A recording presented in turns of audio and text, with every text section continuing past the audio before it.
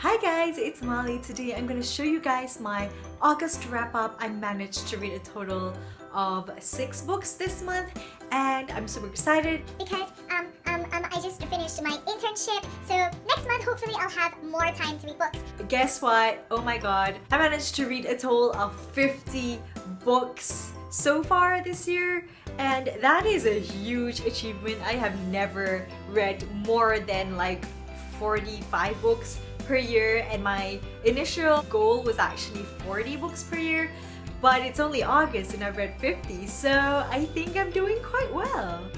So the first book that I read is After You by Jojo Moyes. This is a sequel to Me Before You, and if you watched my review for this book, you will know that I really loved it. I enjoyed it so much. I rated it a 4.5 out of 5 stars.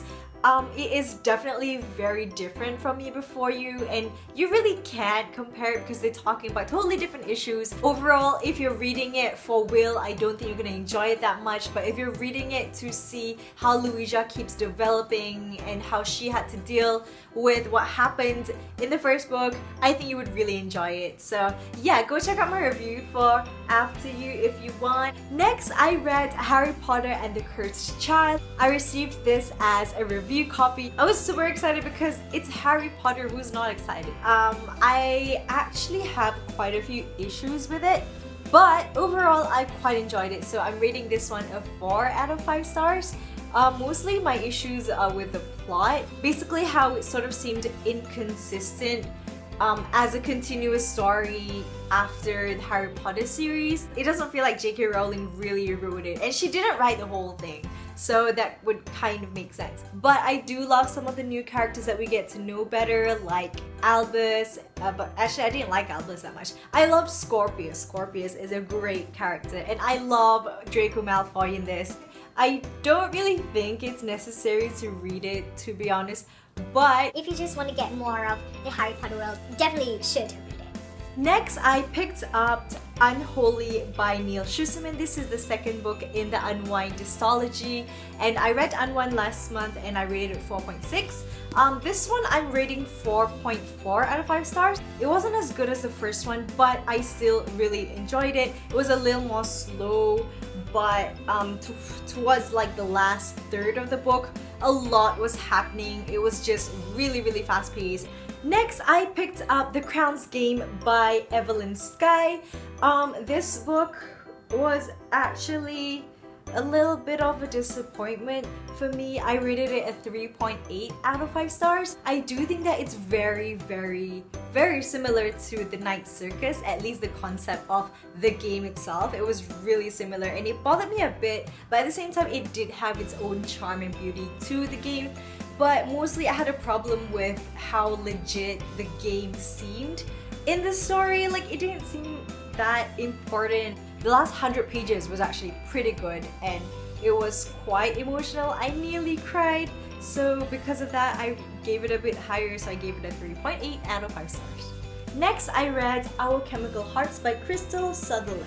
This is an advanced reader's copy and it's gonna come out in September, which is just in time. This is a young adult contemporary. I'm gonna mention the books that it reminds me of. Paper Towns, Eleanor and Park, When We Collided, The Start of Me and You, All the Right Places. It basically feels like a combination of all of those books, but at the same time it does have its own charm. I rated it a 4 out of 5 stars. General plot of it seems very similar to a lot of other contemporaries, so if you've read a lot of contemporaries, this will not seem that new. But at the same time, what I did really enjoy about this book is the narration of the main character, which is Henry, and he's a really cool guy. He's not like a typical really hot, unrealistic kind of fictional character, and I really liked that. Also, I love the issues that they talked about in this.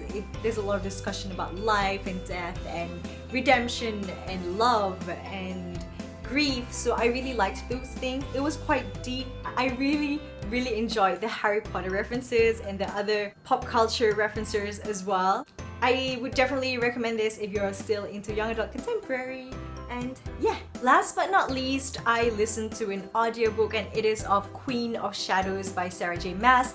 And of course, this is because Empire of Storms is coming out. I think I had more issues rereading it compared to the first time that I read it.